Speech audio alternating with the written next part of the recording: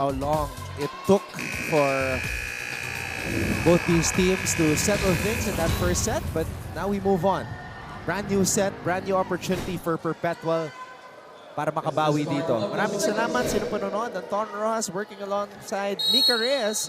And of course, at courtside, we have Diana Igual. Kailangan ni Daps ng tulong dito. Yes. Alam naman natin na ito ay isang team sport. Hindi lang pwedeng isang player lang ang gagawa.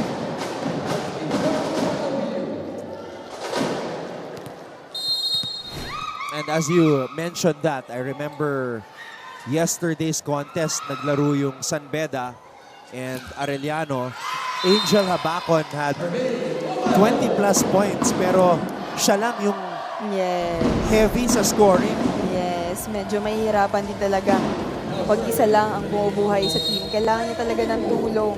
Kailangan niya na mag-contribute ang kanyang ibang teammates. So let's see if Ariola can activate the other spikers para makabawi ang Lady Altas dito. Free ball na naman. Puzon to Dolorito. Ariola tossing it up to Daps. Cross court. Good target by Dapol.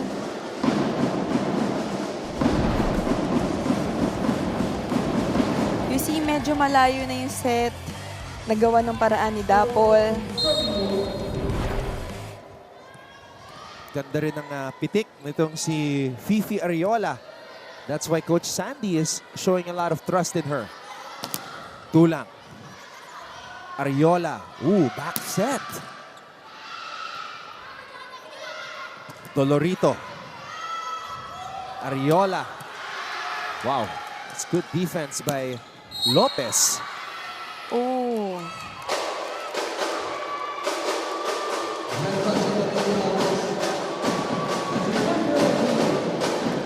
Seryoso. Coach Sandy Rieta. On deck to serve for the Lady Pirates, Jonathan Dolorito. And we also have to commend yung depensa ng mga libero ng LPU, si Blue Guzman, a rookie, and Jaisha Lopez. Yes. Oh, Good effort. Masyadong tight sa net. Ang second ball na yon.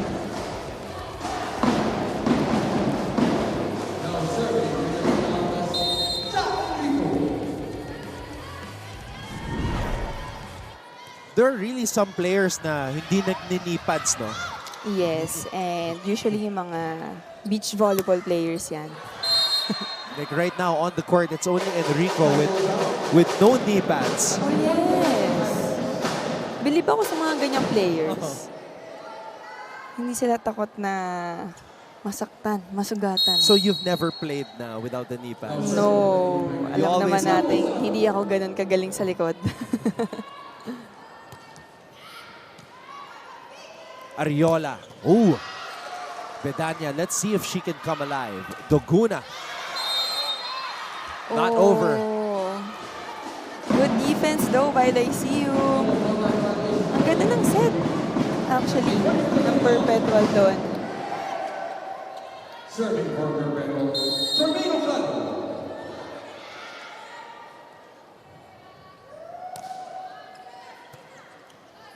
Puzon, back set. And Jaja Tulang gets another point. Si Tulang parang silent killer din yan, no? Yes. Ganyan talaga siya. Ganyan lang siya eh. Pero effective eh. Ever since her rookie year, very steady si Jaja Tulang.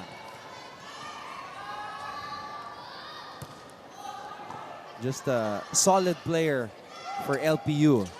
Dapol punches it to the other side. Bio. Kanina ba hindi makuha ng Perpetual yung quick drop ni Bio? Very effective. Bibilisan lang niya yung paltik.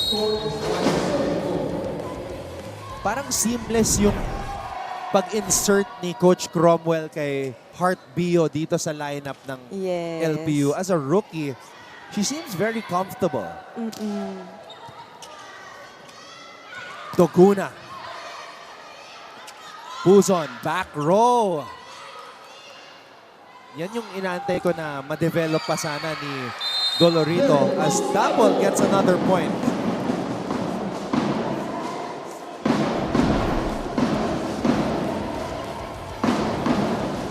Targeting Puzon. Alam naman natin na doon niya rin talaga padadaanin yung bola.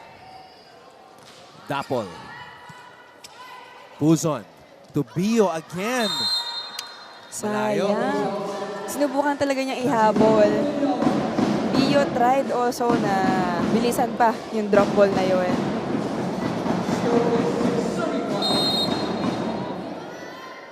Perpetual up by 1. Puzon. Doguna. Ariola. Oh.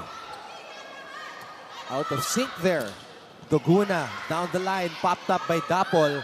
Omipon.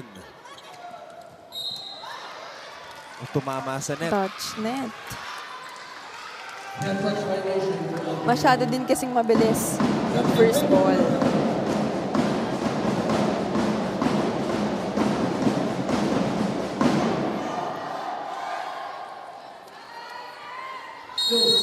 Two-point lead for Perpetual.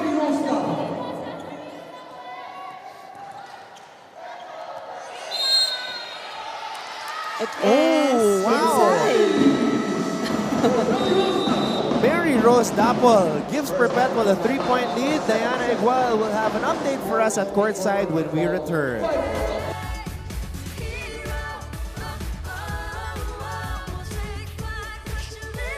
PBL. Tapos I also hosted a show called Upfront. It's a lifestyle show for athletes. And then went on to do different gigs, non-sports gigs as well on television.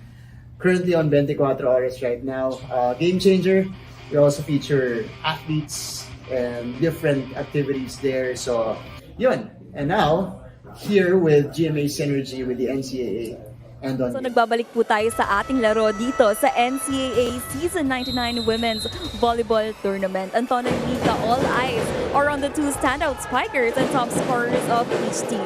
For Mary Rose Dapol of the Perpetual Lady Altas and Joanne Duguna of the LPU Lady Pirates, pareho nilang idiniin na it's not just about hitting the ball but more on recognizing na alam na ng kalaban ang kanilang galawan, kaya it is important for them that they would be able to read the defense ng kanilang kalaban, constantly adjusting their approach mid-game.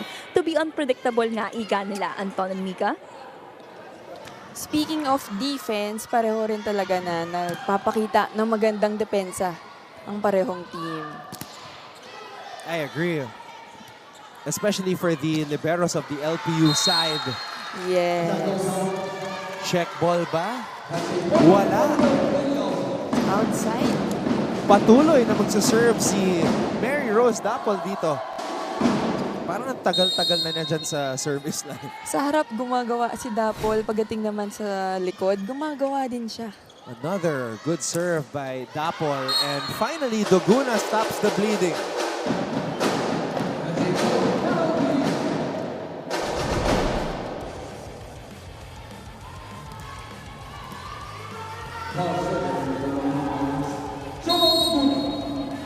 And now, Joan Doguna will serve it up para sa LPU. Dapol. Ariola to Omipon. Guzman. Oh, free ball. Mapupunta sa Perps. Ariola. Omipon. Let's see if Omipon can get going. Perpetual needs her. Good save by Guzman.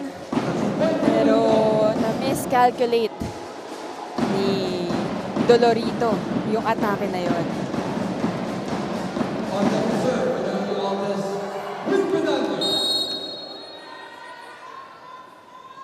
Perpetual with a tall lineup here as Enrico has checked in. Nakabawi na si Dolorito. You see, Anton, kapag kasi na may magandang save, yung libero, yung defenders mo, tapos kapag nag-error ka sa harap, medyo nakakababa ng kumpiyansa yon.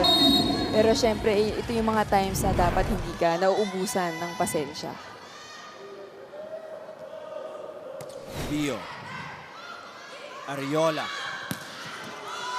And Omipon. Maybe that's the spike that will get her game going. Yes, good attack by Omipon, targeting the middle blocker. Last season's Rookie of the Year, Shai Omipon. Ariola came in late in the first set and started this set. Dolorito. Puzon. Puzon keeps it alive. Ariola. Combination play. Good combination play by Perpetual. Inuha nila yung middle ng Lyceum. May umatake sa gitna.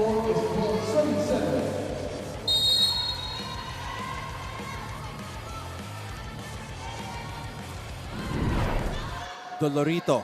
Puzon. Back to Jonah. And Jonah is able to score. What an attack by Dolorito. Persado yung mga atake niya talaga. Power is one of her greatest strengths. Itong si Jonah Dolorito. Another sharp serve para kay Puzon. Ooh, Sayang, ganda sana. sayang. Medyo hindi sila nagkaroon ng connection in that sequence.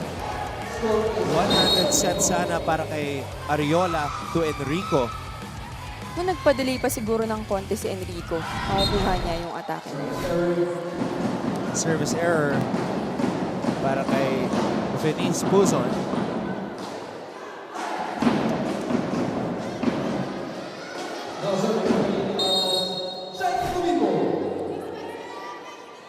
Shai Omipon finished third last season in scoring as a rookie. Oh!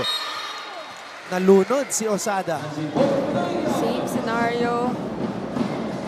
Walang connection ang middle blocker at ang setter.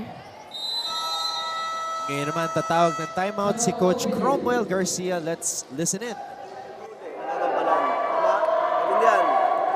Pero, lagi mong hingin yung bola at atakihin mo. Naintindihan? Sabi ko di ba sa inyo, kailangan malakas pero matalino.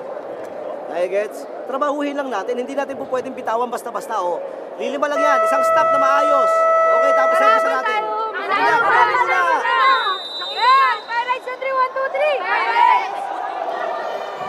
Sabi nga ni Coach Cromwell, trabahuhin natin yan. Ngayon na lumalayo na ang Perpetual. As early as now, kailangan magising na ang players ng Lyceum.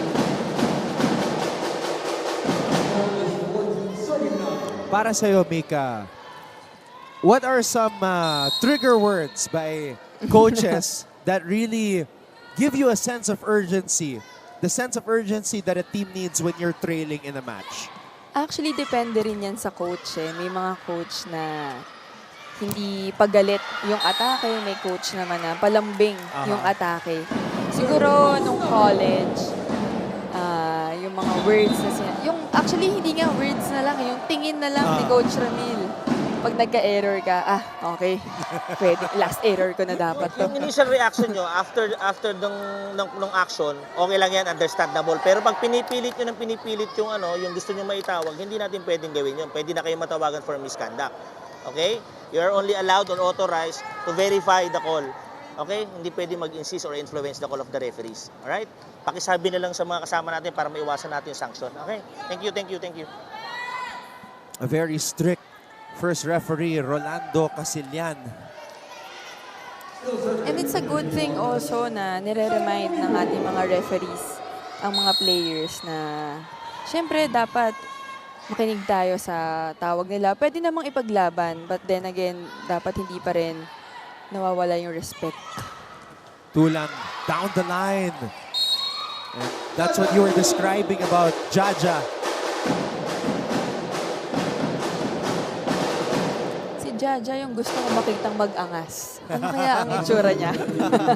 Very rare na. Like, I've seen her shout pag crucial, tas nakapunto siya. Sisigaw yan eh. But most of the time, ganyan lang siya. Parang sweet girl lang siya. You know, she's the nonchalant spiker. Yes. Dapol with the drop. Doguna. Ariola back set.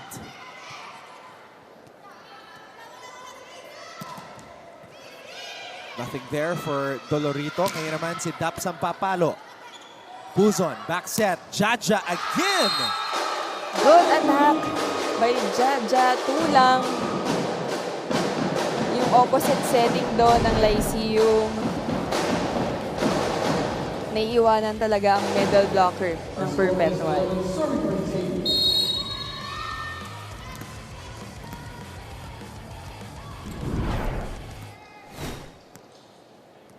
Dolorito. Medyo magkadikit si Shai at yung libero ng Perps. Doguna. Dapol giving up a free ball. Puzon. Ooh! Combination attack. Kanina pa rin naging effective yung back quick and running attack ng Lyceum. Hindi nila alam kung kanino sasabay, kung sa back quick ba, or tatapatan nila yung running. That's one of the best plays I've seen so far para dito sa LPU. Very tight combination play. And Dapol scores. Perpetual heads into this technical timeout with a 4-point lead.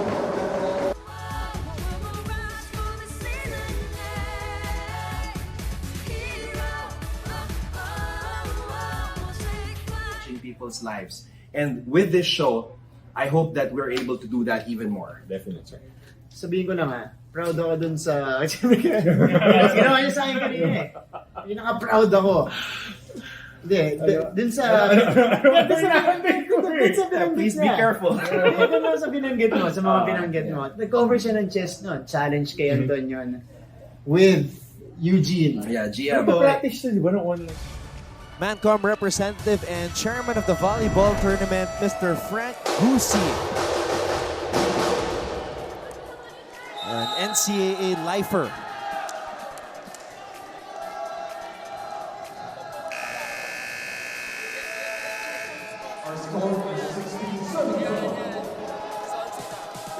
Oh, former LPU Lady Pirate, Sonchi Dahab.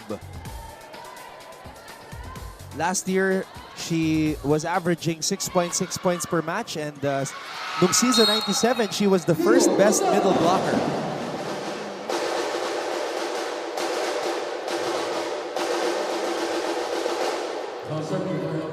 Alam mo, sa totoo lang, minsan, naglo-load yung brain ko, Mika, pag nakikita ko yung mga players na naka-civilian.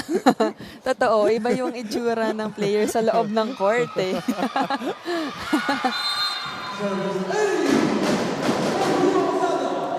Mahabol na ang Lyceum with the service ace from Osada. Tandaan natin, no, first set, napako sa 17 yung Perpetual. Yes. They were leading by 1, and then LPU went on a run. So, Perpetual has to be wary of that. Pero eto, hindi papayag si Dapol. Kanina pa nagiging effective yung tres na atake ni Dapol. Sa lakas ng palo ni Daps, yung bola napunta na dun sa area ni Coach Sammy Akailar. Of course, Coach Sammy Akailar, one of the most recognizable and accomplished volleyball coaches in the Philippines.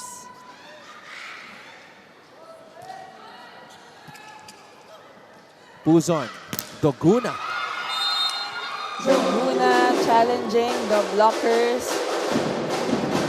Though hindi masyadong naka-establish yung block ng Perpetual doon. 16 points already, Mika, para kay Mary Rose Dapol. Kailangan niya pa rin talaga ng tulong ng kanyang mga kasama.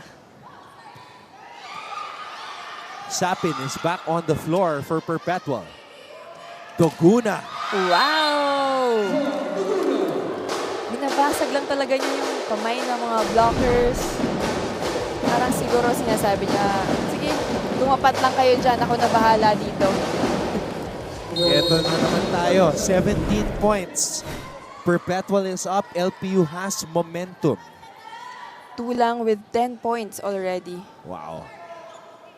Sapin to Daps. Oh, Tulang digging it up, but Dolorito unable to pick up the second ball. Good attempt by Dolorito.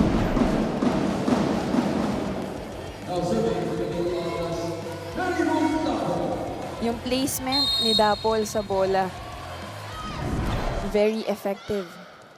Puzon.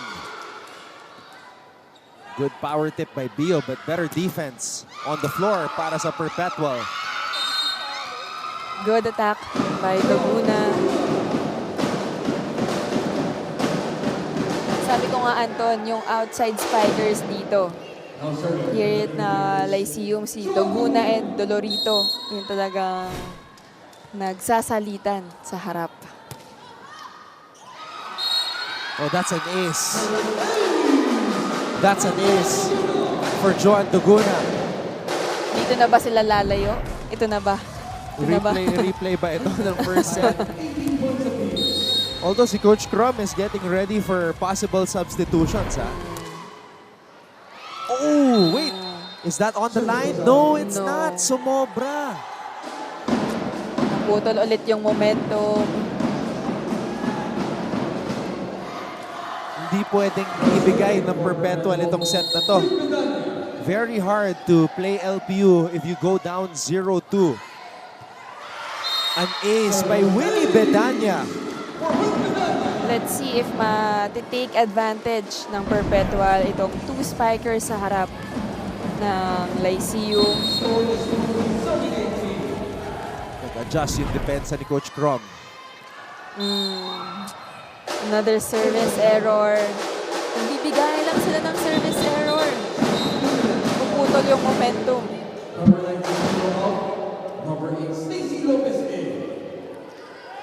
Another rookie is in, Stacy Lopez.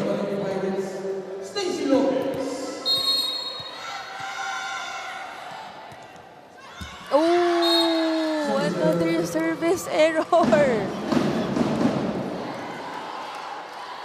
And that's the gamble that Coach Crum took. Yes. Lopez cold. But that's her role as the specialist.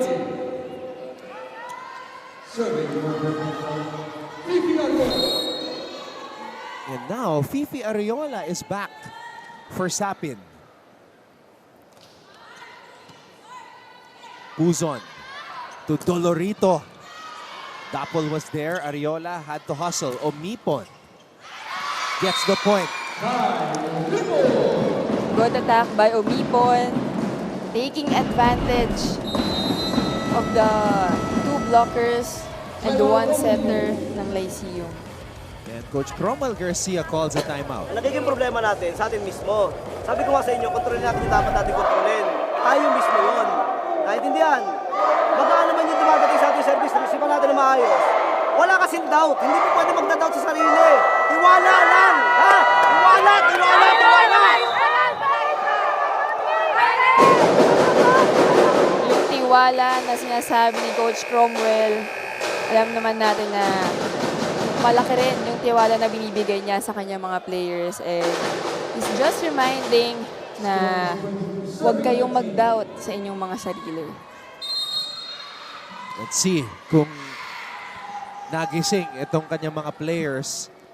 They're down by 3. Puzon. Osada, checked by Enrico. Good save. Omipon gets it back to the other side. Puzon with the toss. Dolorito. Dolorito targeting the hands of the blockers. Yan yung situation na bato mo na lang. Totoo. Si John na bahala.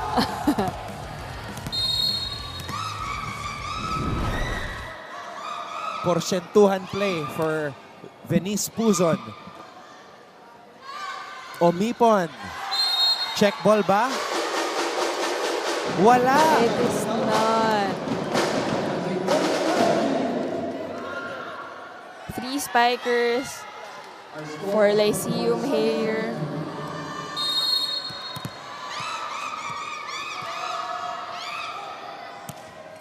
Sharp serve by Puzon.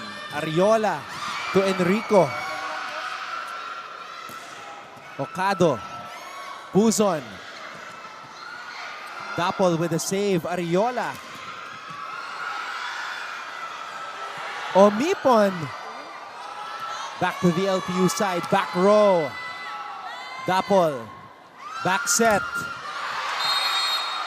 And not over the net. 4 touches for Perpetual.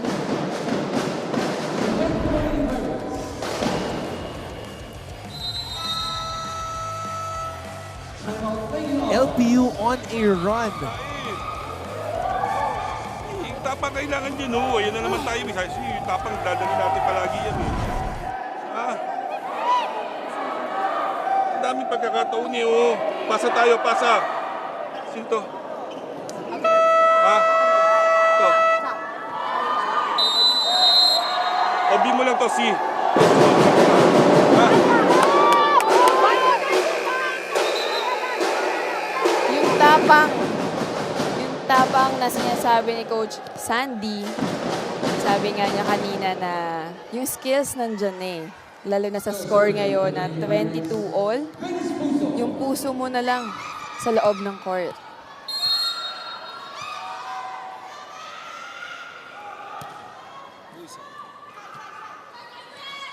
Omipon. Good timeout by Coach Sandy. Yes. Kanina nakikita ko si Dapol, hinihingi niya yung bola from the service line. Parang sinasabi niya, targetin niyo ako. Angas nun, ha? Targetin niyo ako. Targetin niyo ako, sa kanya ibigay yung bola.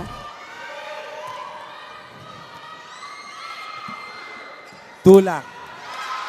Oh, Enrico. Good job of keeping the ball up. Yun lang. Balik ang bola Wow! dito kay Osada. What an attack by Osada. LPU on a 4-1 run. Iniwanan ng middle blocker ng Perpetual, si Osada. You see sa mga gantong sequence, dapat first na iniisip mo na bantayan is yung middle blocker. And the thing is, hindi pa masyado na sa scout yung mga middle blockers ng LPU kasi nga mga bago. 2 new middle blockers, Osada and Bio. But they've been contributing well. Oo. Crucial point para sa team captain ng Perpetual, Razel Aldea. As Aldea puts Perpetual at set point. Ngayon, towards the end, ang middle blockers na natin ang mga nagtatapat. Puzon, tutulang. Oh, another one! We're gonna go to an extension here. Ayaw bitawan ng LPU. Substitution for the Lady Pirates.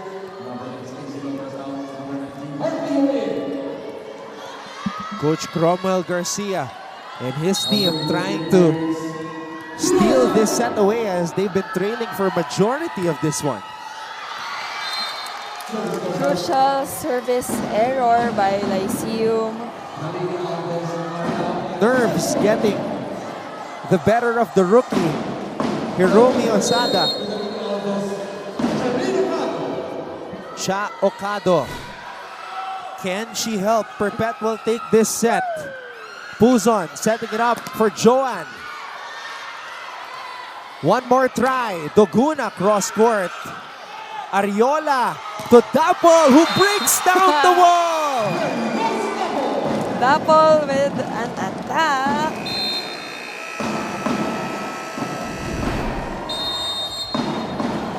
When in doubt, go to the MVP, Mary Rose Dapol,